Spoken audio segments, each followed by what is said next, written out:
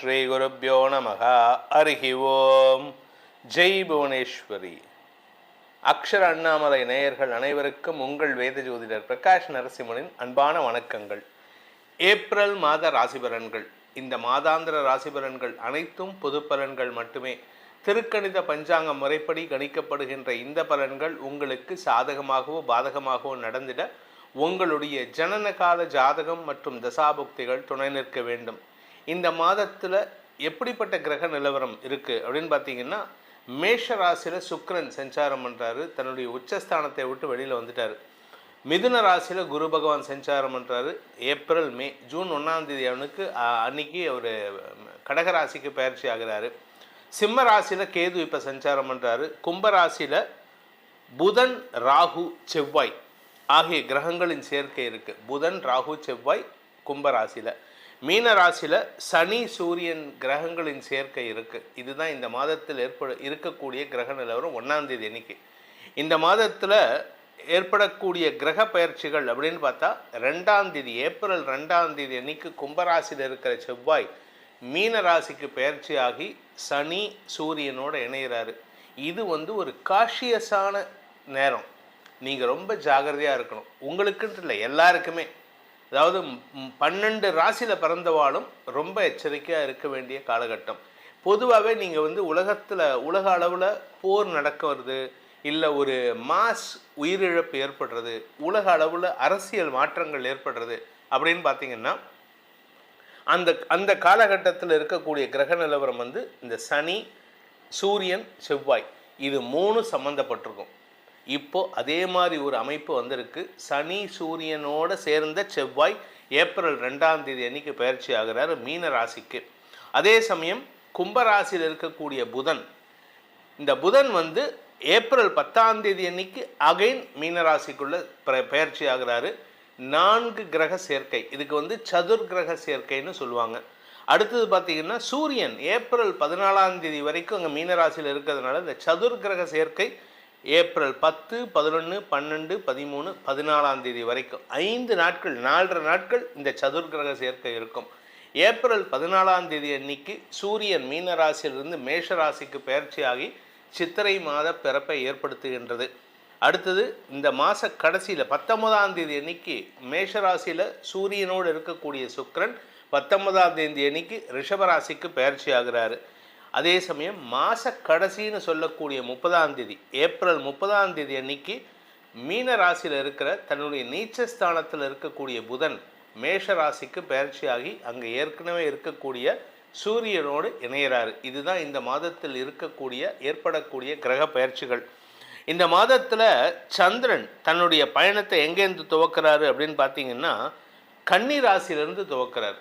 கன்னி ராசியிலிருந்து தன் பயணத்தை சந்திரன் துவக்கிறாரு.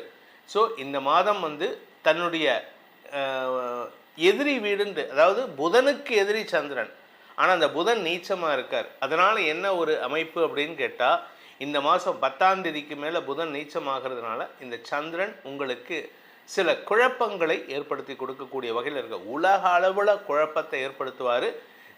நெருப்பு சம்பந்தமான பாதிப்புகள் ஏற்படுறதுக்கான வாய்ப்புகள் இருக்குது. அதனால் கொஞ்சம் எல்லாரும் எச்சரிக்கையாக இருக்கணும். இதுதான் இந்த மாதத்தினுடைய கிரக நிலவரம் மற்றும் கிரக பயிற்சிகள். இனி உங்கள் ராசிக்கு உண்டான பலாபலன்கள் எப்படி இருக்குன்னு பார்க்க போகிறோம்.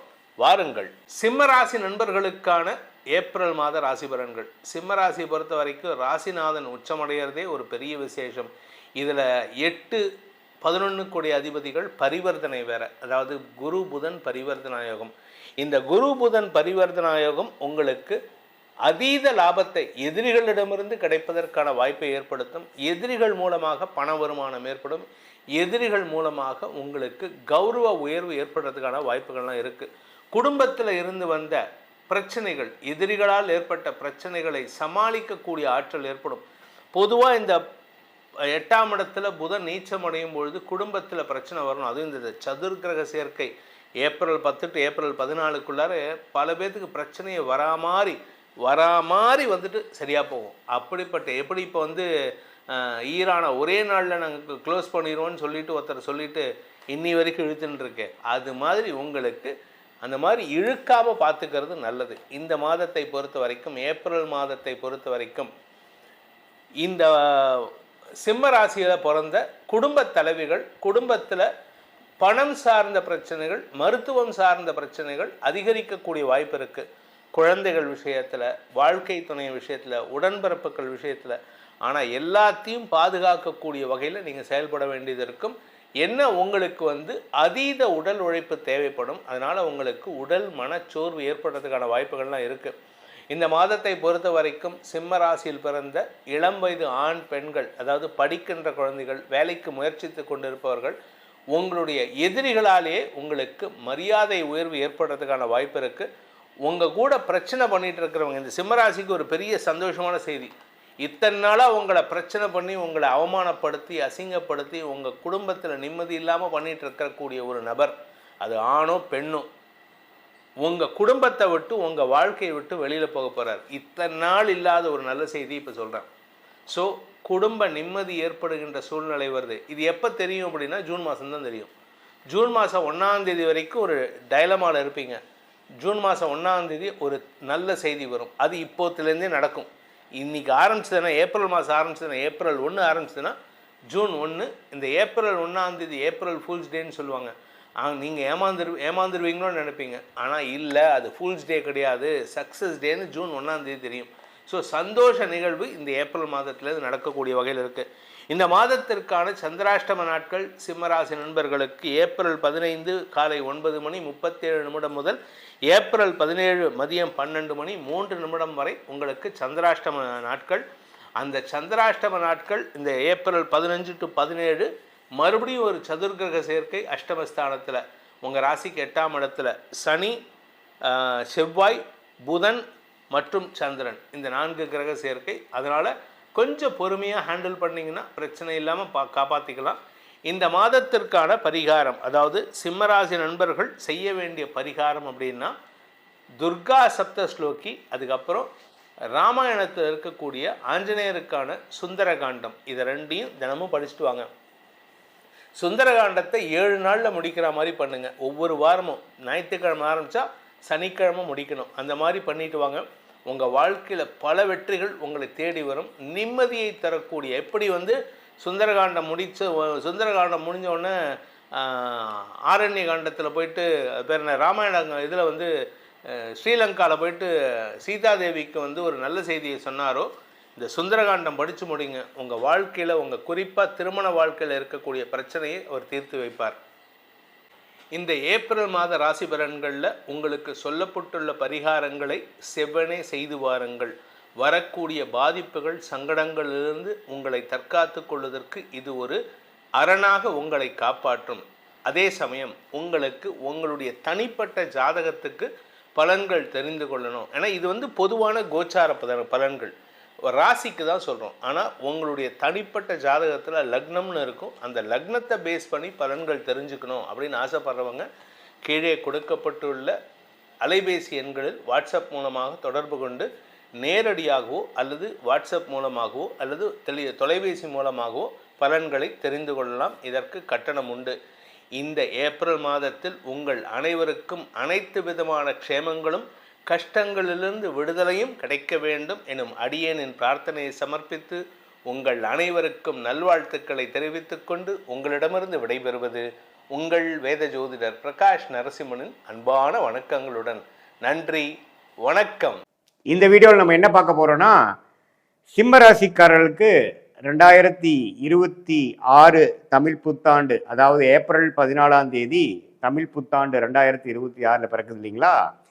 அந்த தமிழ் புத்தாண்டு எத்தகைய ஒரு ஆண்டாக சிம்மராசிக்காரர்களுக்கு இருக்க போகுதுன்னு பார்க்குறோம். அதாவது ஏப்ரல் 14லேருந்து 13 ஏப்ரல் 2027, 26 ஏப்ரல்லேருந்து 27 ஏப்ரல் வரைக்கும் இருக்கக்கூடிய அந்த ஒரு வருட காலம் சிம்மராசிக்காரர்களுக்கு எப்படி இருக்க போகுதுங்கிறது சயின்டிஃபிக் வேதிக் அஸ்ட்ராலஜி முறையில் துல்லியமான பலன்கள், எதையும் அதிகம் மிகைப்படுத்தாமல், பரிகாரங்கள் அது மாதிரி விஷயத்தில் மூட நம்பிக்கைக்குள்ளே போகாமல் உள்ளது உள்ளவாறு எப்படி ஒளி தத்துவம் நம்மளுடைய கர்ம பலனை இந்த வாழ்க்கையில் இந்த குரு பயிற்சி, சனி பயிற்சி, ராகு கேது பயிற்சி, இந்த ஆண்டு கிரகத்தின் சஞ்சாரம் வைத்து இந்த சிம்மராசிக்கு எத்தகைய ஒரு தாக்கத்தை வாழ்க்கையில் எந்த திசையில் சில திருப்பத்தை கொடுக்க போகிறார், எது மாதிரி வாழ்க்கை சம்பவங்களை நம்ம எதிர்பார்க்கலாம் அப்படிங்கிறத நம்ம கொஞ்சம் துல்லியமாக பார்க்க போகிறோம். இப்போ பாருங்க, சிம்மராசிக்கு 8ஆம் இடத்திலே சனி இருந்து அஷ்டம சனி என்று சொல்லப்படுகிற விஷயம் இருக்கவே நமக்கு தமிழ் புத்தாண்டு பிறக்குது. கடந்த ஒரு வருடமாக அஷ்டம சனியில் பாதிக்கப்பட்டிருக்கக்கூடிய சிம்மராசிக்காரர்கள் முன்னமே பார்த்தீங்கன்னா இந்த புத்தாண்டு முழுக்க நாம் வந்து அஷ்டம சனி தாக்கங்கள் இருக்குது. பட் இதில் ஒரு நல்ல விஷயம் என்னென்னா, மக நட்சத்திரக்காரங்க கொஞ்சம் அஷ்டமி தாக்கத்திலேருந்து வெளியில் வந்துட்டு இருக்காங்க. பூர நட்சத்திரக்காரங்க, உத்திர நட்சத்திரக்காரங்க ஃப்ரெஷ்ஷாக உள்ள அதை பாதிப்பை உணரப் போகிறார்கள். என்ன சார் அஷ்டம சனி பண்ணும் அப்படின்னா, நமக்கு எந்த ஒரு விஷயத்து மேலே ஒரு விருப்பம் இருக்கோ, எது நமக்கு மனசுக்கு இதமான ஒரு விஷயமாக இருக்கிறதோ, வயது வித்தியாசம் இல்லாமல், ஃபார் எக்ஸாம்பிள் நீங்கள் இளைய வயதினராக இருந்தாலும் சரி, குழந்தை பருவத்தில் இருக்கக்கூடிய 10, 15, 20 வயசுக்குள்ள இருக்கிறவங்களா இருந்தாலும் சரி, 30, 35 வயசில் இருக்கக்கூடிய நடுத்தர வயதினராக இருந்தாலும் சரி, 45, 50 வயதில் இருக்கக்கூடிய உத்தியோகஸ்தர்கள், வியாபாரிகள், தொழிலதிபர்களாக இருந்தாலும் சரி, சீனியர் சிட்டிசன் என்று சொல்லப்படுகிற 60+ கேட்டகரியில் இருக்கக்கூடியவர்களாக இருந்தாலும் சரி, அந்தந்த வாழ்க்கை ஸ்டேஜஸ் தகுந்த, அந்தந்த வாழ்க்கையில் எந்தெந்த மாதிரி பருவத்தில் இருக்கீங்க, எந்தெந்த ஸ்டேஜில் இருக்கீங்க, அந்தந்த படிநிலைக்கு தகுந்த மாதிரி உங்களுக்கு பிடித்த, உங்களுக்கு மிகவும் மனசை வருடக்கூடிய செயல்களை செய்து உங்கள் பிடித்த விஷயத்தை வந்து நம்ம கையில் பெற முடியவில்லை, நமக்கு எது நமக்கு கம்ஃபர்ட்டாக இருந்ததோ அந்த கம்ஃபர்ட் இப்போ இல்லை நமக்கு அப்படிங்கிற ஒரு அமைப்பை கொடுப்பவர் தான் அஷ்டம சனி. சார் அப்படின்னா என்ன சார் சொல்ல வரீங்கன்னா, வேலையில் இருக்கிறவங்களுக்கு வேலையில் ஒரு பிரச்சனை, ஒரு மார்க்கெட்டிங் எக்ஸிக்யூட்டிவ் அஷ்டம சனி வந்ததுன்னா அவருக்கு பிடிக்காத இடத்த, முடியாத ப்ராடக்டை, கஷ்டப்படுற ப்ராடக்டை வைக்க சொல்லி அவரை வந்து ஊர் ஊராக அலைய வச்சு எப்போ அஷ்டம சனி முடியுதோ அப்போ தான் அவர் உள்ளூருக்குள்ளே ஒரு நல்ல பொசிஷனுக்கு வருவார். அதே மாதிரி தான் எல்லா நபருக்கும் அதுக்கு தகுந்த மாதிரி நம்ம எடுத்துக்கணும். இதே பார்த்திங்கன்னா இளம் வயதினர் காதல் அது மாதிரி விஷயத்தில் அவதிப்பட்டு இருக்கக்கூடியவங்களுக்கு காதல் பிரேக், லவ் பிரேக்கப்லாம் வந்து அதே மனசை வருடக்கூடிய அமைப்பாகவும், தாடி விட்டுட்டு ஏதோ ஒன்றுன்ட்டு எதையோ இழந்த மாதிரி ஒரு அமைப்பை கொடுக்கக்கூடியவராகவும் இருப்பார். சரி சாமி, இது ஓகே. வேற ஏதோ கிரகங்கள் நமக்கு பாசிட்டிவாக இருக்கான்னு பார்த்தா, குரு 11ஆம் இடத்துலேருந்து ஓரளவுக்கு நம்மளை என்னதான் பிரச்சனைகள் வந்தாலும் மனசு விடாமல் ஓரளவுக்கு நம்ம வந்து ஒரு லாபத்தை பெறக்கூடிய ஒரு மன உறுதியோடு இருக்கக்கூடிய அமைப்பை கொடுக்குறார். தவறில்லை, சமாளிக்கக்கூடிய அளவு கொடுக்குறார். ஆனால் ஜூன் 1ஆம் தேதியிலிருந்து வரக்கூடிய அந்த குரு பயிற்சி இன்னுமே பரவாயில்ல. ஏன்னா உச்ச குருவாக 12ஆம் இடத்துக்கு வந்து அஷ்டம சனி தாக்கத்தை குறைக்கிறார். உச்ச குரு சனியை பார்த்து அதோட கோர பார்வையை, அஷ்டம சனியின் கோர குணத்தை கொஞ்சம் கட்டுப்படுத்துகிறார் அப்படிங்கிறது தான் உண்மை. ஸோ அதனால் என்ன சொல்ல வரீங்கன்னா, ஜூன் மாதத்திலேருந்து அஷ்டம சனி தாக்கங்கள் கொஞ்சம் குறையும். யாருக்கு? சிம்மராசிக்காரர்களுக்கு. பூர நட்சத்திரக்காரங்க, உத்திர நட்சத்திரக்காரங்க கொஞ்சம் கேர்ஃபுல்லாக இருக்கணும். மக நட்சத்திரக்காரங்களுக்கு ஸ்லோவாக போன வருஷம் ஆன பிரச்சனையிலேருந்து கொஞ்சம் வெளியில் வந்து கொஞ்சம் ஃப்ரீயாக இருக்கக்கூடிய அமைப்புகள் கண்டிப்பாக உண்டு. ஸோ இது மாதிரி ஒரு அமைப்பு இருக்கிறத பார்த்தீங்கன்னா, இந்த குரு 11ஆம் இடத்துலேருந்து 12க்கு வந்தாலும் சனியை பார்த்து திருட்பலம் கொடுப்பதனால அஷ்டம சனி கண்ட்ரோலுக்கு வருது. அதே சமயத்தில் ராசிக்குள்ள கேது, 7ஆம் இடத்துல ராகு. ஸோ இது பாருங்க, ஜூன் மாதத்துலேருந்து வர டிசம்பர் 6 வரைக்கும் பார்த்தீங்கன்னா ராகு கேதுகளும் ராசிக்குள்ளே இருக்கும் பொழுது மனக்குழப்பம், குடும்பத்தில் நிம்மதி இல்லை, குடும்பத்தில் நல்ல ஒரு குவாலிட்டியான டைம் ஸ்பெண்ட் பண்ண முடியல, அறக்க பறக்க சுற்றிட்டு இருக்கிற மாதிரி இருக்குது, யாருக்கிட்டையுமே நட்புறவு கொண்டாட முடியல, எல்லாமே பார்த்தீங்கன்னா கொஞ்சம் வேகமாக போகக்கூடிய அமைப்பு, எதுவுமே நம்ம கையில் இல்லை, நம்ம கண்ட்ரோல் இல்லை, ஏதோ ஒன்று நமக்கு விரும்ப விஷயத்தை தேடிட்டே இருக்கமே ஒழிய அது கிடைக்கிற பாடு இல்லைங்கிற மாதிரி வேலை, தொழில், உறவு, உடல்நிலை, இது மாதிரி எல்லா விஷயங்களும் கொஞ்சம் கேர்ஃபுல்லாக இருக்கணும். திருப்திகரமாக இல்லாத நிலைக்கு ஒரு படி பெட்டராகவும் இருக்கும். அதாவது நம்ம திருப்தியாக இருக்காது, ஓரளவுக்கு ஜூன் மாதத்துக்கு அப்புறம் ஏதோ கொஞ்சம் ஓட்டிக்கலாம் மாதிரி தான் தெரியுதுங்கிற மாதிரி ஒரு அமைப்பை கொடுப்பார். ஏன்னா குருவின் பார்வை அஷ்டம சனியை கட்டுப்படுத்துகிறது. பட் இருந்தாலும் ராகு கேது ராசிக்குள்ளே இருக்கிறதுனால மனக்குழப்பங்கள், ஓவர் திங்கிங், புதிய நபர்களோட நீங்கள் சந்திக்கும் பொழுது கரெக்டான நபரை தான் பார்க்குறோமா, ஏமாறுறோமா, ஒரு அளவுக்கு நல்ல ஒரு கால்குலேஷன் பழக்கம் எதுவுமே வராதுக்கு முன்னாடியே நம்ம போய் சில விஷயங்கள் செய்து சொல்லி நம்ம ஏமாந்துடுறோமாங்கிறதெல்லாம் ரொம்ப கேர்ஃபுல்லாக இருக்கணும். வியாபாரத்து டிரான்சாக்ஷனில், ஃபினான்ஷியல் டிரான்சாக்ஷனில் எல்லாமே நம்ம ஓரளவுக்கு சமயோஜிய புக்தியோடவும் லாஜிக்கலாகவும் இருக்கும். பேராசைப்படக்கூடாது. அஷ்டம சனியில் பேராசைப்பட்டால் பெருநஷ்டம் அடைவீர்கள்ங்கிறது மனசில் வச்சுக்குங்க. ஏன்னா அஷ்டம சனியில் வந்து டெய்லி வேலை செஞ்சுட்டு இருக்கவனுக்கு, கடுமையாக உழைக்கிறவனுக்கு, அவன் ரெகுலரான ஒர்க்கை வந்து பண்ணுறவனுக்கு பெரிய பாதிப்பு வராது.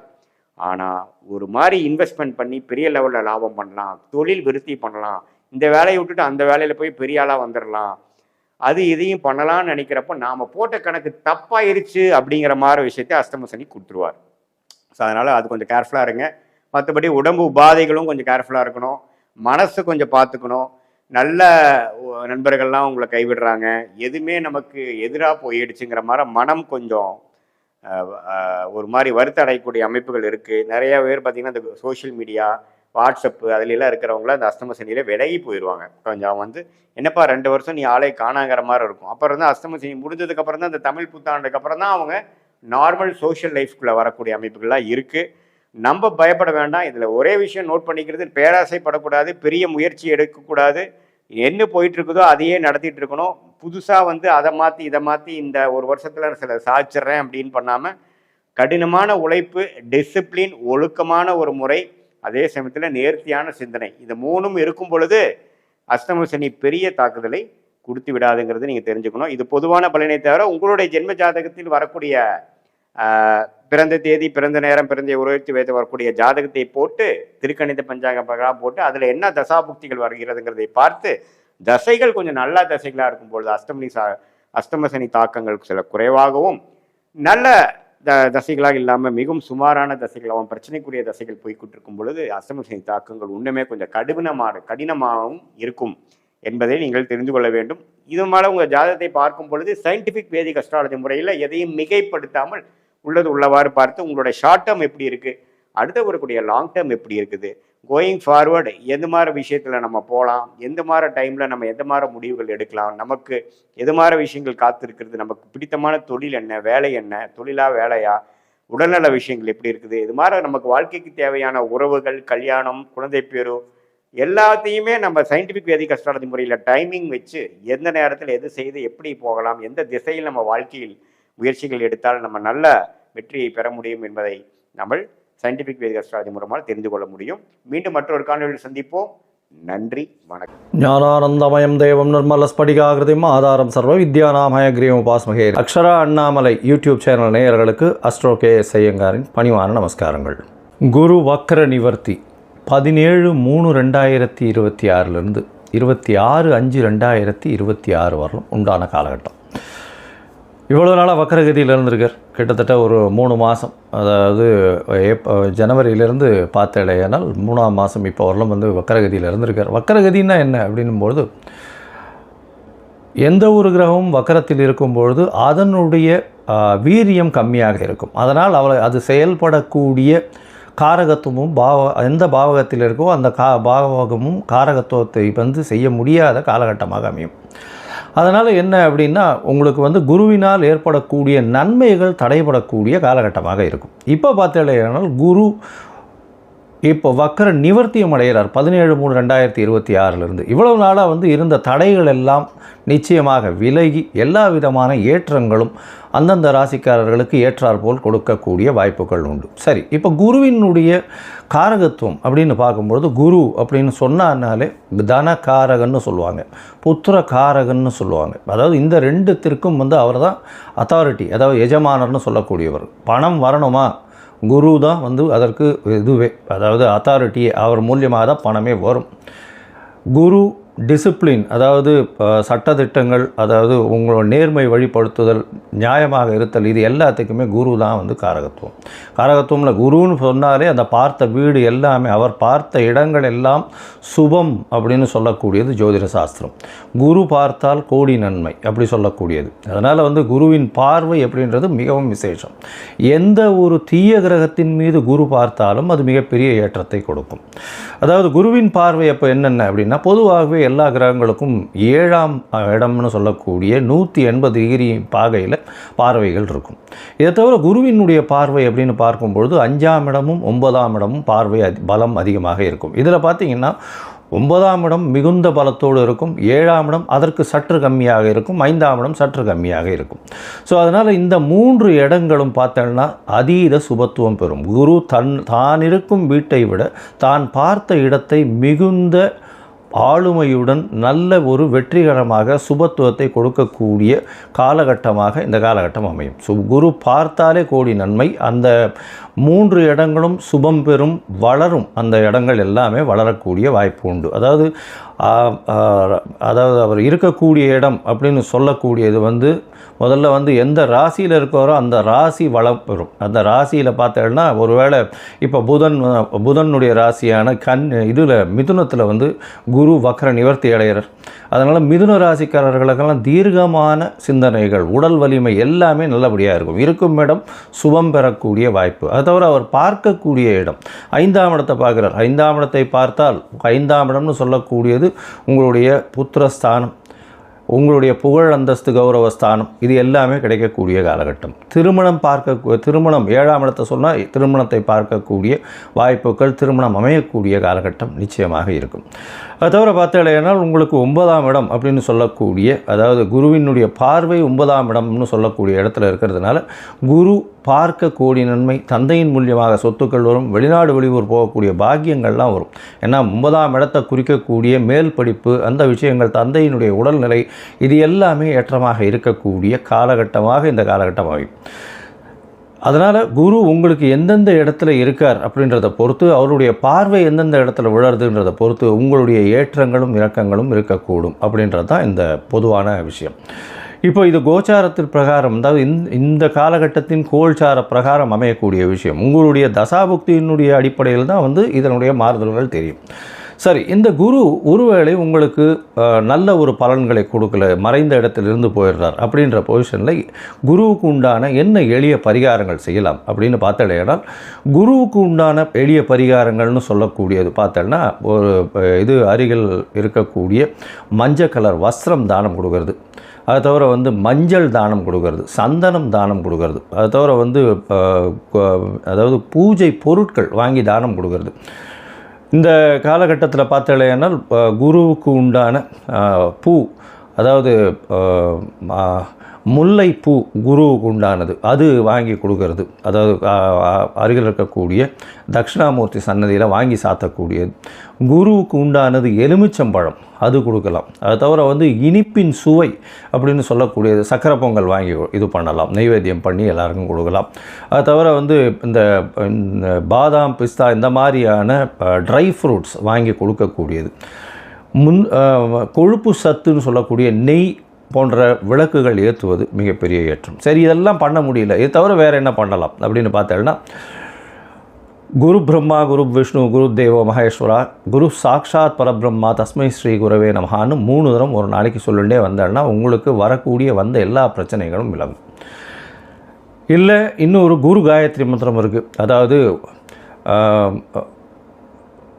குரு பிரம்மாய வித்மஹே, அதாவது குருவினுடைய காயத்ரி மந்திரம் அப்படின்னு சொல்லக்கூடியது ரிணிஹஸ்தாய தீமகி தன்னோ குரு பிரச்சோதயாத்து அப்படின்னு, குரு பிரம்மாய வித்மகி ரிணிஹஸ்தாய தீமகி தன்னோ குரு பிரச்சோதயாத்து, இல்லைன்னா ரிஷபத்வஜாய வித்மகே கிருணிஹஸ்தாய தீமகி தன்னோ குரு பிரச்சோதயாத் அப்படின்னு சொல்லக்கூடிய குரு காயத்ரி மந்திரத்தை ஒரு நாளைக்கு 3 தரம் சொல்லிட்டு வர்றது நல்ல ஒரு ஏற்றத்தை நிச்சயமாக கொடுக்கும். ஏன் குருவை ரொம்ப முக்கியமாக பார்க்குறோம் அப்படின்னா, குரு மூலியமாகத்தான் செல்வங்கள் வரும். ஏன்னா அவர் தனக்காரகன்னு சொல்லக்கூடியவர். திருமணத்திற்கு குரு பலன் வந்தாச்சா அப்படின்றது தான் கேட்குறது. பெண்களுக்கு குரு பலம் வந்தாச்சா அப்படின்னு சொல்லக்கூடியது.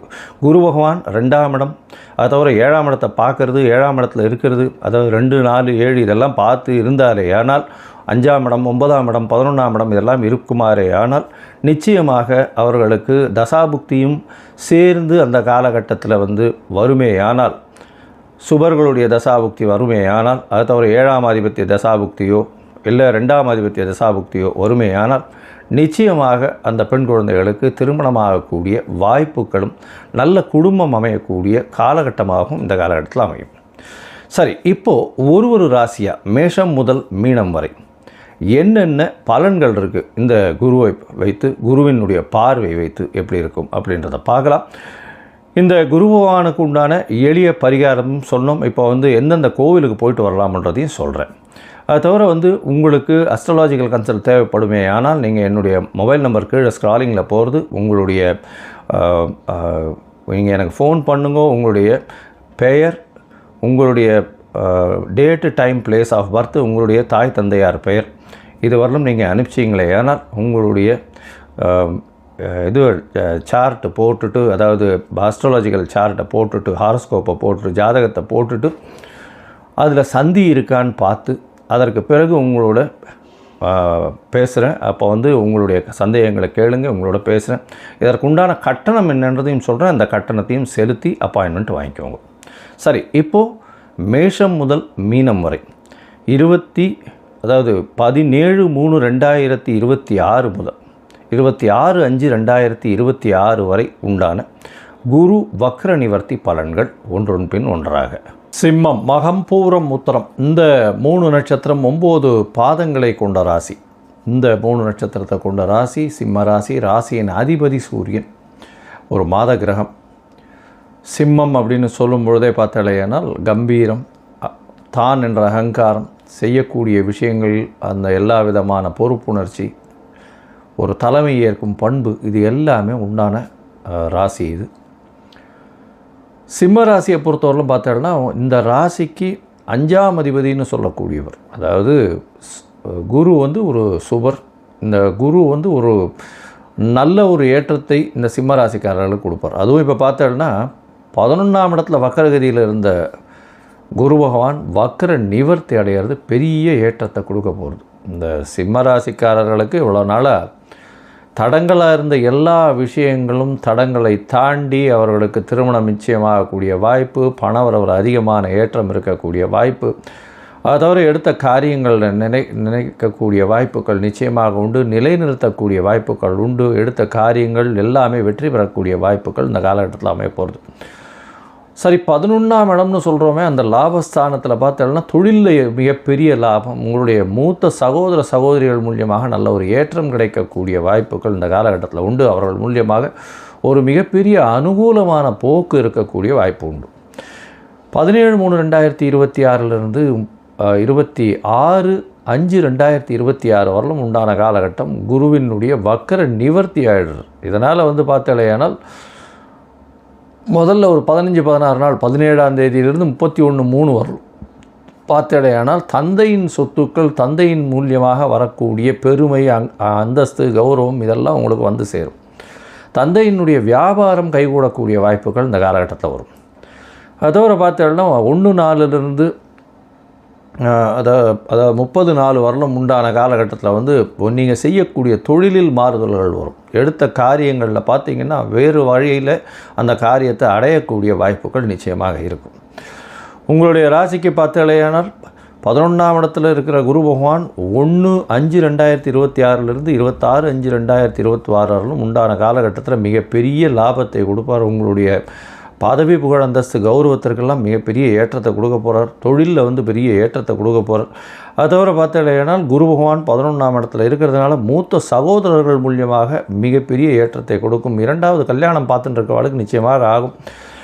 உங்களுடைய ராசிக்கு பார்த்தாலேயானால் முயற்சிகள் நல்லபடியாக இருக்கும். ஏன்னா குரு பகவானின் பார்வை 3ஆம் இடத்துல இருக்குது. அதனால் முயற்சிகள், எழுத்து பணியில் இருக்கிறவங்க, கவிதை, கட்டுரை, அரசியல், செல்வாக்கு, அங்கீகாரம் இதெல்லாம் வந்து ஒரு பெரிய ஏற்றம் கிடைக்கக்கூடிய காலகட்டமாக அமைய போகிறது.